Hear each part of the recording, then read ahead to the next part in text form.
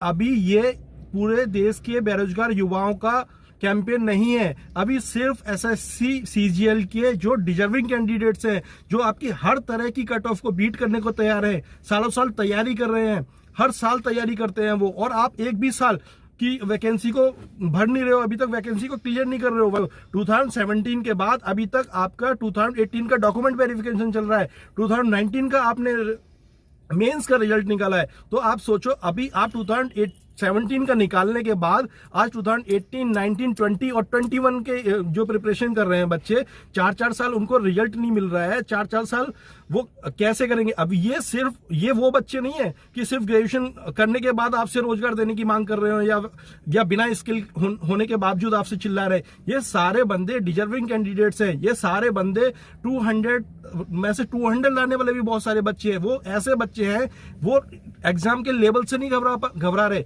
आप कितनी भी कट ऑफ रखो, वो फाइट करने को तैयार है। ये डिजर्विंग कैंडिडेट्स हैं, ये लड़ने को तैयार है, लेकिन वो सड़क पे आके लड़ना नहीं चाहते। आप क्या चाहते हो? वो तोड़फोड़ करें। मेरा सीधा सवाल सरकार से है, क्या आप मोदी जी से है कि आप सभी डिपार्टमेंट पे ध्यान देते हो, आप हर जगह डिपार्टमेंट्स को सुधारने का काम कर रहे हो, जहां प्रॉब्लम है वो सॉल्व कर रहे हो, तो आपको आपके कान के नीचे एसएससी दिल्ली में बैठा हुआ है, एसएससी की प्रॉब्लम्स नहीं पता चल रही? क्या आपको नहीं पता कि एसएससी ने 2017 से अभी भी एक बड़े एग्जाम, देश के बड़े एग्जाम जिसमें लाखों युवा बैठता है, उसका रिजल्ट नहीं निकाला है? 2018 की वैकेंसी को क्लियर नहीं किया, 2019 के अभी मेंस बैठ के मेंस में ही ये प्रॉब्लम हो रही है। तो क्या आपको ये पता नहीं चल रही? मैं सरकार से सवाल कर रहा हूं, सरकार के साथ साथ मैं विपक्ष से भी पूछ रहा हूं कि आप किस तरह की राजनीति कर रहे हो? आपको यही नहीं पता कि आपके देश में युवा परेशान है? भारत देश युवाओं का देश है, उस देश का विपक्ष युवाओं के मुद्दों को नहीं उठा रहा। आप मुद्दे उठा रहे हो, आप कहोगे कि हमने तो मुद्दे को उठाया, ट्वीट कर दिया, ट्वीट करने को आप मुद्दा उठाते हो। आप पैदल पैदल भागते हुए हाथरस जा रहे थे। आपको ये नहीं पता कि देश में दिल्ली में नहीं आ सकते आप स्टूडेंट्स के पास, आप मुखर्जी नगर नहीं जा सकते, आप स्टूडेंट्स को सरकार से विरोध नहीं कर सकते।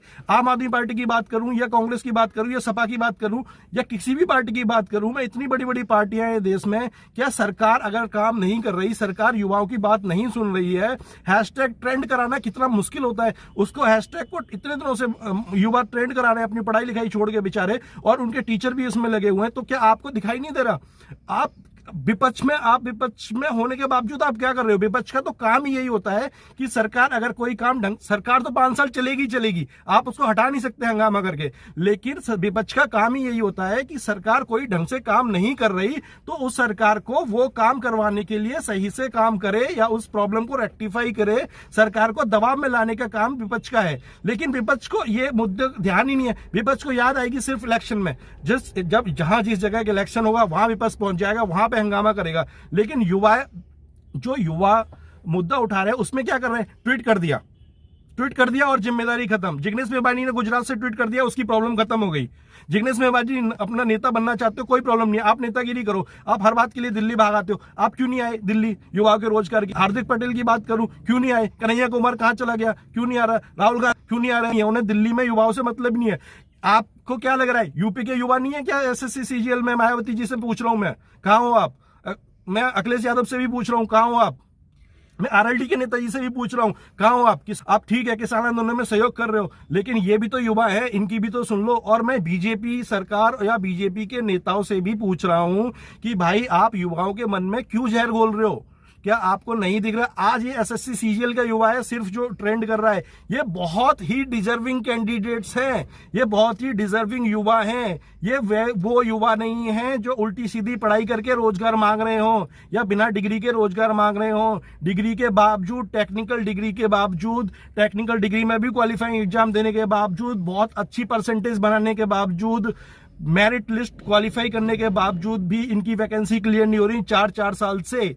क्या मैं एसएससी के ऑफिसर्स को भी कह रहा हूं, आपने जब एग्जाम दिया था, जब आप एसएससी में गए थे, उससे 10 गुना कंपटीशन बढ़ चुका है, उसको भी फाइट करने को तैयार है और वो फाइट कर रहे हैं, उसको कंपटीशन से नहीं डर रहे।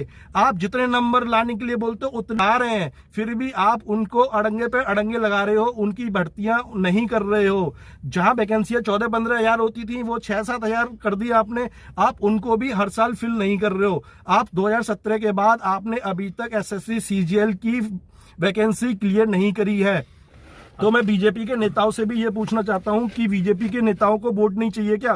क्या चाहते हो आप? आपको लगता है कि ये युवा यहां से नाराज होंगे? एक युवा अगर नाराज होता है तो वो कभी अपने जीवन में बीजेपी को वोट नहीं करेगा। अगर आपको सत्ता ही प्यारी है, आपको सरकार में ही रहना है, सभी नेताओं को जो नेतागिरी करते हैं, मैं ये बताना चाह रहा हूं कि आप सिर्फ पॉलिटिक्स ही करते हो। मोदी जी कहते हैं संसद में खड़े होके आप मेरी राजनीतिक सूझबूझ पे शक नहीं कर सकते। तो मैं उनसे ही पूछ रहा हूं कि भाई ये कैसी राजनीतिक सूझबूझ है जो आपको लाखों युवा नहीं दिख रहे, तो ये जीवन में बीजेपी को वोट नहीं देंगे, तो आपकी राजनीतिक सूझबूझ कहां गई इसमें? और कल इनके साथ, कल नहीं बल्कि जुड़ चुका है और जुड़ता रहेगा, पूरे देश का युवा इनके साथ जुड़ेगा, तो आपकी राजनीति कितनी सफल होगी आपको नहीं दिखाई दे रहा? क्या बीजेपी नहीं जानती? बीजेपी क्यों युवाओं को अपने से दूर कर रही है, क्यों उनके मन में जहर घोल रही है? आप ऐसे व्यक्ति की तरह बिहेव कर रहे हो जो एम्बुलेंस को रास्ता नहीं देते, एम्बुलेंस को रास्ता नहीं देते और ऐसे बिहेव करते जैसे हमने कुछ किया ही नहीं। भाई अगर आप एम्बुलेंस को रास्ता नहीं दे रहे हो, इसका मतलब आप अटेम्प्ट टू मर्डर कर रहे हो या फिर आप मर्डर कर रहे हो। ऐसे ही बीजेपी इन युवाओं को सरकारी तंत्र में जिन्होंने आने की ठानी है, सिस्टम में शामिल नहीं होने दे रही है। जो सरकार या एसएससी कर रही है उसको मैं यही मानूंगा सरकार कर रही है। जो इन बच्चों का रास्ता रोक रहे हैं वो सीधे तौर पे इन बच्चों का मर्डर कर रहे हैं। ये अटेम्प्ट टू मर्डर है। जो आप युवाओं का मर्डर कर रहे हो, उनका रास्ता रोक रहे हो, उनकी वैकेंसी क्लियर नहीं होने दे रहे हो, उनको आप सिस्टम में शामिल नहीं होने दे रहे हो। इतनी कौन सी परेशानी है कि आप एग्जाम नहीं करा सकते? आप एक एग्जाम एक साथ नहीं करा सकते और टाइम टू टाइम हर साल की वैकेंसी। मैं तो कह रहा हूं कि आपने 100 वैकेंसी निकाली, अगर आप 100 वैकेंसी भी निकालते हो तो 100 की 100 वैकेंसी आप उसी साल फिल क्यों नहीं करते? क्यों अभी तक 2018 की वैकेंसी फिल नहीं हुई, 2019 की वैकेंसी फिल नहीं हुई, 2020 को चलो छोड़ दो, आपने मान लिया कि कोरोना है। अब 2019 का रिजल्ट निकाल रहे हो आप, 2018 की वैकेंसी अभी तक क्लियर नहीं करी, 2019 की नहीं करी, अब 2021 चलेगा, तो ऐसे कब तक चलता रहेगा? आप इलेक्शन रिजल्ट्स पे ध्यान देते हो। अगर मान लो अगर वेस्ट बंगाल का इलेक्शन होने के बाद 3 साल तक रिजल्ट ना दिया जाए आपको, तो आप क्या करोगे? आप बता दो। अगर वेस्ट बंगाल में 3 साल तक आपका रिजल्ट ना डिक्लेयर करा जाए, आप रिजल्ट तो अमेरिका से भी तेज निकालते हो यार। यूएसए में रिजल्ट आने में महीनों लग जाते हैं, हमारे यहाँ 7 दिन में इलेक्शन का रिजल्ट आता है। कितना भी बड़ा इलेक्शन हो, आप इलेक्शन का रिजल्ट तो बहुत जल्दी निकाल देते हो। फिर आपको इतने दिन से, भाई आप इनके एसएससी, मैं एसएससी एस्पिरेंट नहीं हूं, मैं एसएससी एस्पिरेंट की फैमिली की तरफ से अगर बात करूं तो आप उनकी फैमिली का भी बारे में सोचो।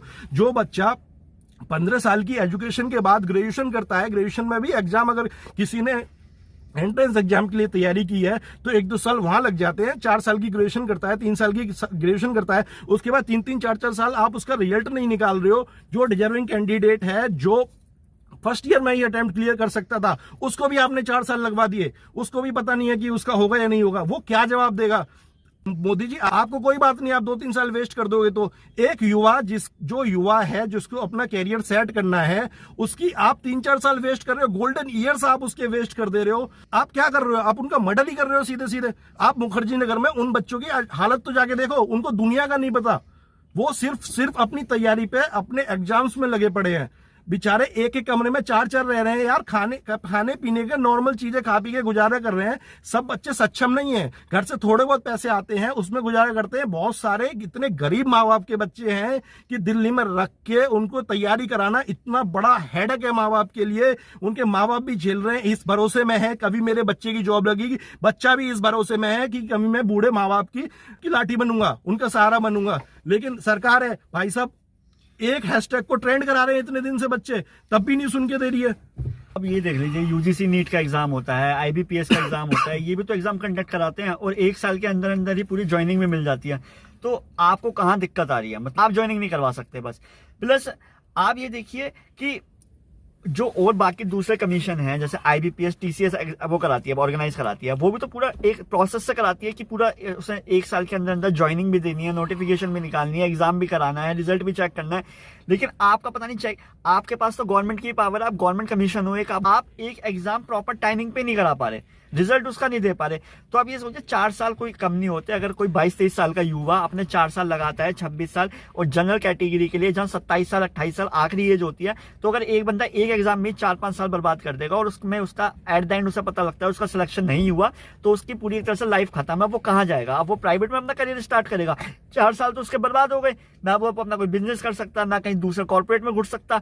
तो आप ये देखिए कि आप प्रॉपर टाइमिंग पे कराइए, एटलीस्ट उसे पता लग जाए कि वो इसके लायक नहीं है, वो अपना दूसरा काम स्टार्ट करे। बट नहीं, आप एक बंदे को एक एग्जाम में 4 से 5 साल अटका के रखते हो, जो बहुत ही ज्यादा गलत है स्टूडेंट के अकॉर्डिंगली, क्योंकि उसकी जो एज है उस एज में ही उसे एग्जाम क्लियर करना होता है, या उसे अपना करियर चुनना होता है कि उसे अपना करियर कहाँ पे बनाना है, गवर्नमेंट में बनाना है, प्राइवेट में बनाना है, बिजनेस करना है, जो भी करना है उसे इसी एज में देखना होता है। अभी ये स्टूडेंट सोशल मीडिया के माध्यम से अपने मुद्दे उठा रहे हैं, आप सुन नहीं रहे हो, इतना ज्यादा ट्रेंड करा रहे हैं, 60 लाख युवा रोज डेली ट्वीट कर रहा है और आप उनको सुन नहीं रहे हो। कल पूरे देश का युवा इनके साथ जुड़ जाएगा, ये लोग सड़कों पे आ जाएंगे, तो फिर अफरा तफरी फैलेगी, फिर आप कहोगे ये असामाजिक तत्व है, फिर आप उन पे आरोप लगाओगे तरह तरह के। अभी भी आरोप अब लगने शुरू हो गए, अभी भी कंट्रोवर्सी शुरू हो गई है, कोई सेलिब्रिटी कुछ कह रही है, कोई कुछ कह रहा है। तो भाई ये वो स्टूडेंट नहीं है जो आप इनको समझ रहे हो, ये बहुत ही डिजर्विंग कैंडिडेट्स हैं, ये बहुत ही इंटेलिजेंट हैं, आपके टफेस्ट लेवल को मना नहीं कर रहे, वो कितना भी टफ पेपर बनाओ, लेकिन आप उनकी वैकेंसी क्लियर करो। वो ऐसे स्टूडेंट नहीं हैं जो राजनीति करें, वो आप जो भी राजनीति करते हो किसी मुद्दे में नहीं रहते, उनको तो राजनीति का ABCD भी नहीं पता है, वो अपनी पढ़ाइयां कर रहे हैं, सिर्फ वो कमरों में पड़े हुए हैं 4-4 मुखर्जी नगर के में सालों से। आप हमेशा मन की बात करते हैं, आप एक छोटी सी शबाना आजमी जी का कार एक्सीडेंट हो जाता है, आप उस पर ट्वीट करते हैं, बट आपको ये SSC एस्पिरेंट है, आपको इनका दर्द नहीं दिख रहा, वो बंदे लगातार ट्रेंड चला रहे हैं, बट आप पे उसका एक भी ऐसा कमेंट तो हो ही नहीं नहीं सकता कि आपको पता ना चला हो। और अगर ऐसा तो है नहीं कि ट्विटर पे ट्रेंड हो रहा हो और आपको पता ही ना हो, आपको जानकारी ना हो। आपको तो हर चीज की जानकारी रहती है। आपको PUBG वाले लड़के का पता है, आपको SSC CGL वाले लड़कों का नहीं पता। मोदी जी, ये सब आपके सपोर्टर ही हैं, सारे के सारे स्टूडेंट, सारा यूथ आपका सपोर्टर है, बट प्लीज आप उनकी तरफ ध्यान दीजिए कि उनके अगर SSC कमीशन में कोई दिक्कत है, अगर आपकी सरकार अच्छा भी कर रही है, नए नए कैंपेन स्टूडेंट्स और यूथ के लिए ला रही है कि डिजिटल इंडिया से यूथ का डेवलपमेंट हो, लेकिन अगर SSC में कोई कमीशन में गड़बड़ है जो आपके अंडर उसमें नहीं आ रही है, आपकी नजरों में नहीं आ रही है, तो आप उस पर ध्यान दीजिए, जिससे आपकी सरकार की छवि भी खराब ना हो और स्टूडेंट के साल भी खराब ना हो, और स्टूडेंट को मौका मिले, जो डिजर्विंग कैंडिडेट है उन्हें मौका मिले ज्वाइनिंग करने का। जो स्टूडेंट ने अपना बहुत अच्छा कैंपेन चलाया है, उन्होंने बहुत शांतिपूर्वक सोशल मीडिया के थ्रू आवाज उठाई है। अब आप ये मत कीजिए कि इसमें दूसरे जो विरोधी हैं अपना एजेंडा चलाने के लिए शामिल हो जाएं, बाकी होने भी लगे हैं। मैं स्टूडेंटों को भी सावधान करूंगा, मैं स्टूडेंटों को भी कहूंगा कि आप अपना कैंपेन चला रहे हो, लेकिन आप अपने कैंपेन को कमजोर मत होने देना। आप ऐसे लोगों को मत शामिल होने देना जो सरकार विरोधी हैं। सरकार विरोधी मतलब जिन्हें इनके कुछ निजी एजेंडे हैं, जो आपके साथ मिलके आपके कंधे पर बंदूक रख के चलाएंगे। इसमें टीचर्स भी होते हैं ऐसे जो अपना एजेंडा चलाते हैं, और वो कंट्रोवर्सीज देखने को मिल रही है सोशल मीडिया पे, हमें दिख रही है। तो मैं स्टूडेंट को आगाह करूंगा, ऐसी चीजों से सावधान रहें, अपना कैंपेन चलाते रहें। सरकार से हाथ जोड़ के विनती करूंगा, बीजेपी के नेताओं को कहूंगा, विपक्ष को भी कहूंगा कि भाई युवाओं के मन में जहर मत घोलो, युवा देश के भविष्य हैं। और जो सरकार 365 दिन विकास की बात करती है वो बिना युवाओं के विकास नहीं कर सकती। युवाओं को सरकारी तंत्र में शामिल होने दो।